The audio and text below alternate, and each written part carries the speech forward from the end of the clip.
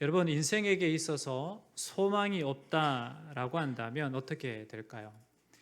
인생의 소망은 우리가 더 나은 내일을 꿈꾸게 하고 오늘을 가치 있게 살아가게 만드는 에너지원이 된다라고 할 수 있겠습니다. 그런데 소망이 없다라는 것은 단순히 바라는 것이 없다라는 차원을 넘어서 우리의 삶의 동력을 잃어버린 것과 같습니다. 예를 들면 바다에 커다란 배가 떠다니는데 엔진이 고장나서 그대로 떠 있는 것과 같습니다. 그래서 소망이 없는 삶은 무기력해지고, 그래서 삶의 현장 속에서 우울해하는 것이 바로 인생이 되는 겁니다. 여러분, 자녀를 키울 때 아이들을 잘 먹이는 이유가 뭡니까? 건강하게 자라나리라 라는 소망과 기대를 갖고 잘 먹입니다. 그리고 아이들을 교육시키는 이유가 뭡니까? 멋지게 자라게 될 거다라는 기대와 소망을 가지고 교육을 시킵니다. 여러분, 일은 왜 하십니까? 일을 통해서 뭔가 성취하고자 하는 소망을 가지고 일을 하는 겁니다. 그러니까 인생이 살아가는 삶은 소망의 연속이다라고 이렇게 말할 수가 있겠습니다. 그러면 여러분, 죽음 앞에서는 어떨까요? 죽음 앞에 소망이 있겠습니까? 없겠습니까? 갑자기 심오한 질문을 던지니까 조금 어렵죠. 죽음은 아무런 소망이 없고 끝인가? 우리는 생각해 보아야만 합니다. 사람들은 죽음은 끝이기 때문에 소망이 없다라고 이렇게 이야기를 합니다. 그러나 하나님의 말씀은 죽음이 끝이 아닌 또 다른 시작임을 우리에게 분명하게 말씀하시고 보여주고 있습니다.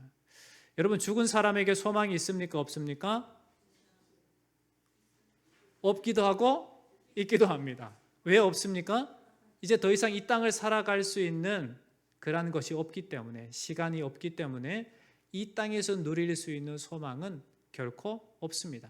그러나 하나님께서 예비하신 죽음 이후의 삶, 영생이 준비되어 있기 때문에 우리에게 진짜 소망이 있게 되는 겁니다. 그러니까 죽었다고 해서 슬퍼할 만한, 슬퍼만 해야 될 그런 일이 아니다라는 것을 생각해 보게 됩니다. 이번 기회에 저는 참 죽음에 대해서 다시 한번 많이 생각하는 기회를 가졌습니다. 예수님을 믿지 않고 죽었다라고 하면 인생에 정말 소망이 있을까? 결코 소망을 찾아볼 수가 없습니다. 그러나 예수님을 믿음을 통해서 그 믿음 가운데 죽었다라고 한다면 예수님께서 약속하신 말씀대로 우리에게 죽음 이후에 예비된 영생의 삶을 살 수 있기 때문에 예수 믿고 예수 믿음 가운데 죽어지는 인생은 성경이 말하는 것처럼 참 복되다라는 것을 우리는 생각해 볼 수 있게 됩니다. 그러면 우리가 이렇게 천국을 소망하고 천국을 품고 살아갈 수 있는 근거가 무엇입니까? 어떤 근거가 있어야 되지 않습니까? 그 근거가 무엇입니까? 오늘 부활하신 예수 그리스도, 그분이 바로 우리의 참된 소망이 되는 근거가 된다라는 겁니다. 살아있는 동안 우리가 영생의 소망을 가지고 살아갈 수 있는 근거가 누구라고요? 예수 그리스도이십니다. 죽어서 그토록 바라던 천국의 삶을 살아갈 수 있는 근거도 누구이십니까?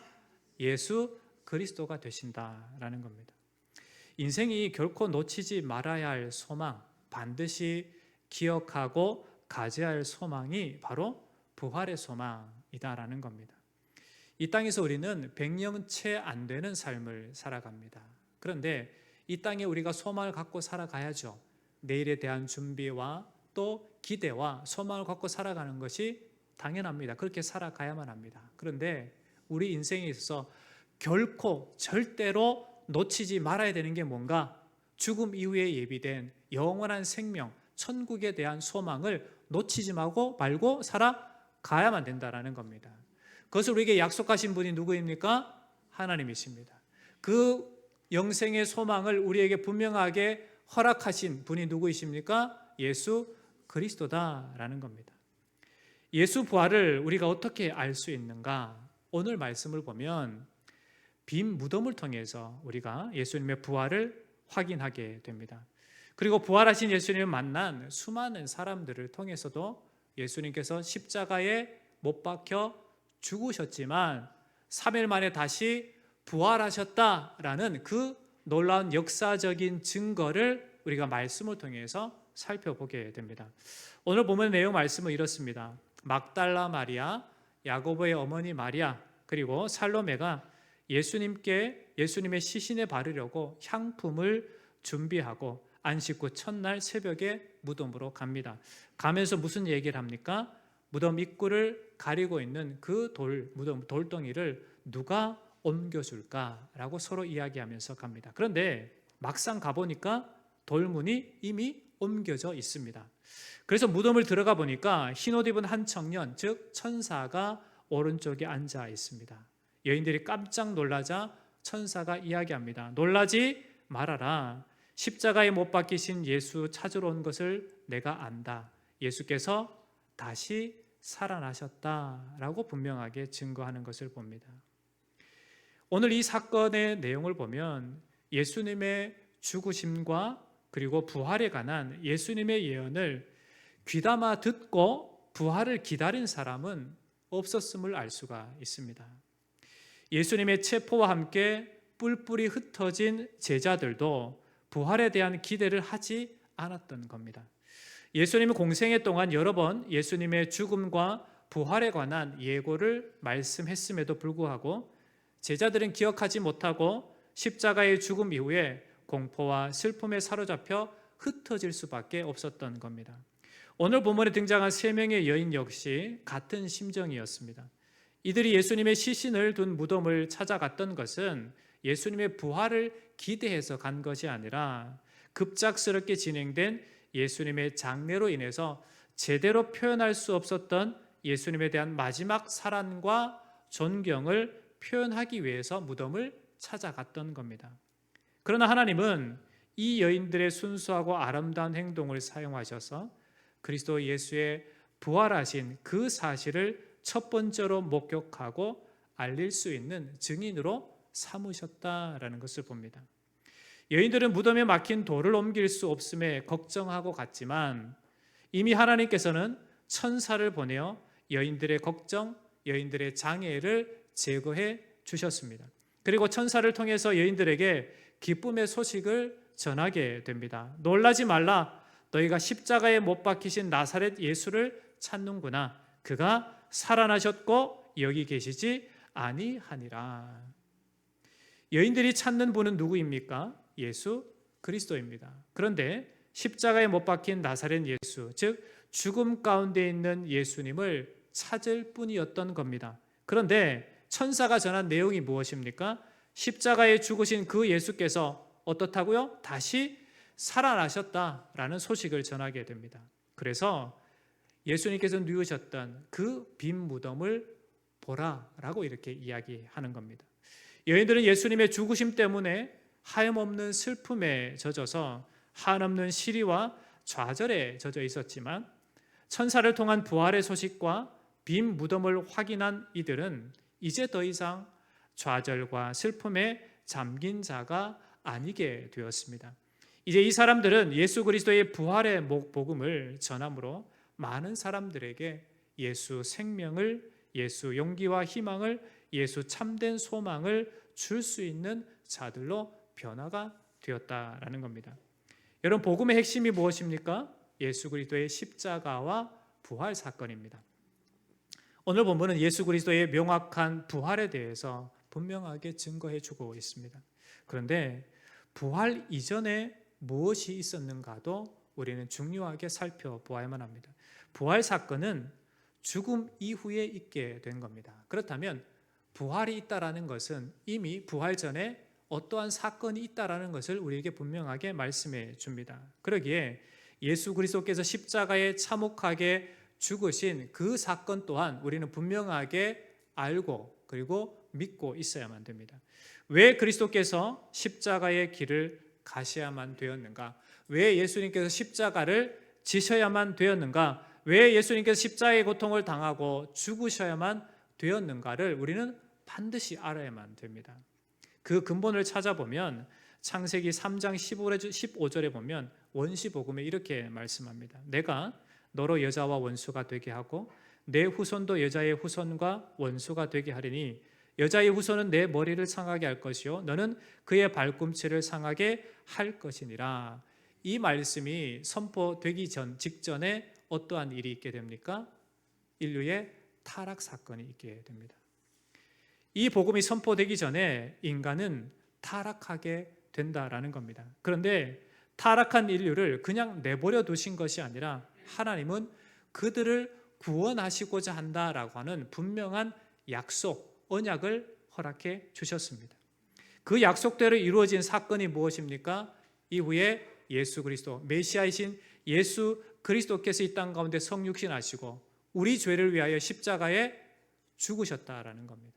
그리고 다시 부활하신 사건, 이 놀라운 구원의 역사, 이 구원의 이 사건을 통해서 우리를 구원해 주셨다라는 겁니다. 그래서 구원의 유일한 길은 바로 예수 그리스도가 된다라는 겁니다. 믿음의 선배들 역시 이 약속을 믿고 살아왔고, 즉 메시아가 오시리라라고 하는 그 믿음으로 그들은 살아갔던 겁니다. 그 약속대로 이 땅에 오셨고 그 구원을 이루기 위해 고난의 길, 십자가의 길을 예수 그리스도께서 묵묵히 걸어가셨던 겁니다. 그러면 그것이 지금 우리와 무슨 관계가 있는가? 이러한 십자가 고난과 죽음이 아니면 우리의 죄가 용서받을 수 있는 방법이 없기 때문에 그 십자가를 지심으로 우리의 죄가 용서받을 수 있게 되었고, 그의 부활하심으로 우리가 영생을 누리도록 하셨다라는 겁니다. 하나님께서 십자가와 부활로 승리케 하신 예수 그리스도의 그 이름을 믿는 자마다 동일하게 죄의 용서함, 죄 씻음과 영생의 소망을, 영생의 부활의 영생을 우리에게 허락해 주셨다라는 겁니다. 이것이 우리에게 참된 유익이 되는 겁니다. 지금 나와 무슨 상관이 있는가? 결코 아닙니다. 십자가의 죽으심이 아니고는 죄에서 벗어날 수가 없고, 예수 그리스도의 부활하심이 아니고는 우리가 영생을 누릴 수가 없다라고 하는 것이 성경이 우리에게 분명하게 보여주는, 그리고 역사적인 사건이 됩니다.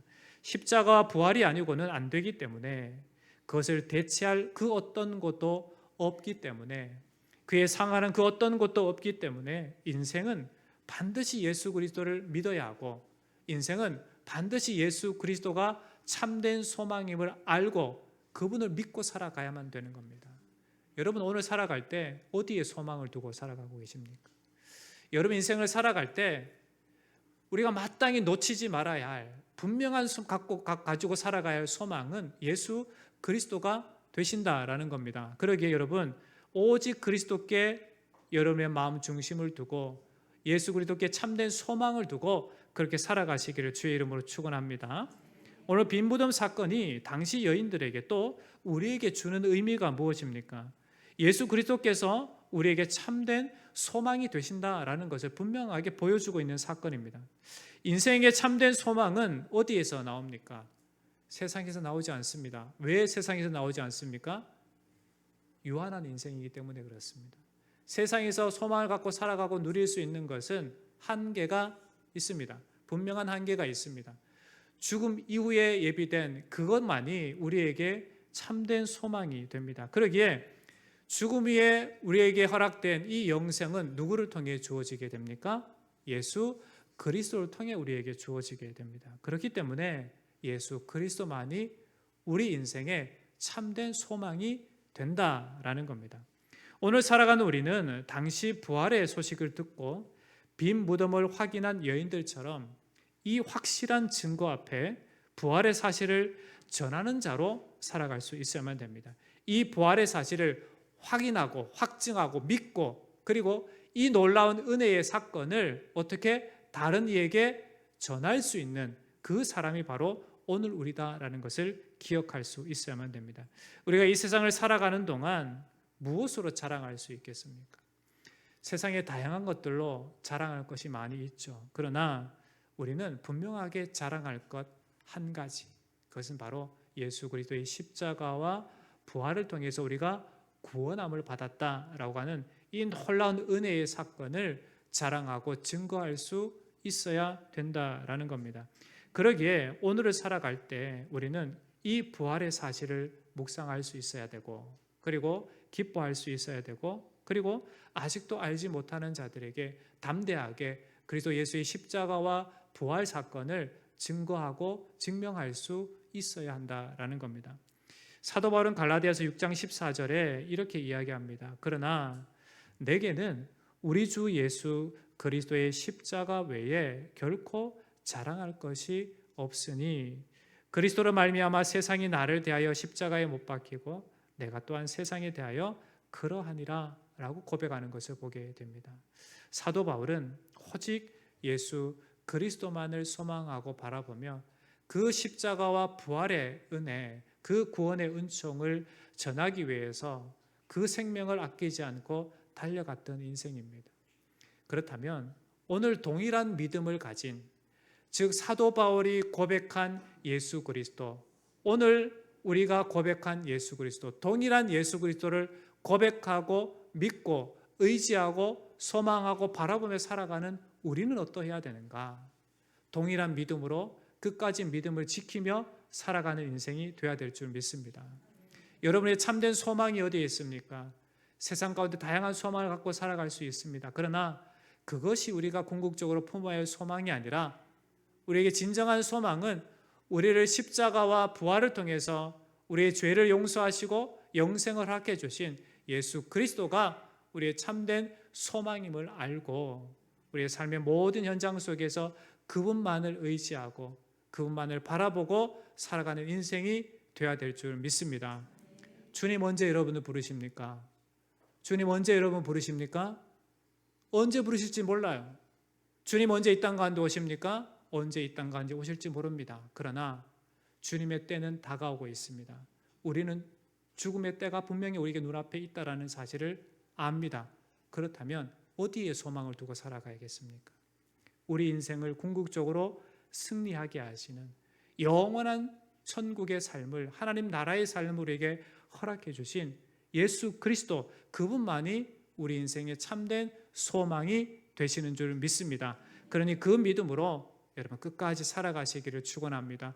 결코 그 믿음을 잃어버리지 않고 세상에 소망을 둔 것이 아니라 오직 예수께 소망을 둬서 그 믿음으로 끝까지 살아내시기를, 여러분의 삶을 살아가시기를 그리스도 예수의 이름으로 축원합니다. 기도하겠습니다. 하나님 아버지, 우리 인생에 있어서 참된 소망이 되시는 이가 누구십니까?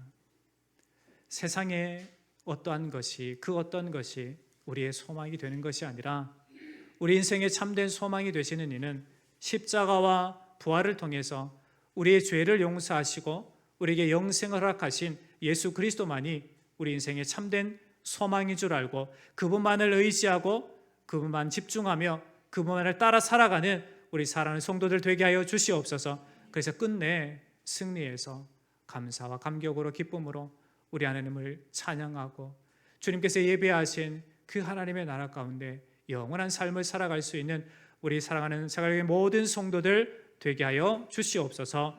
살아계신 예수님의 이름으로 간절히 기도하옵나이다. 아멘.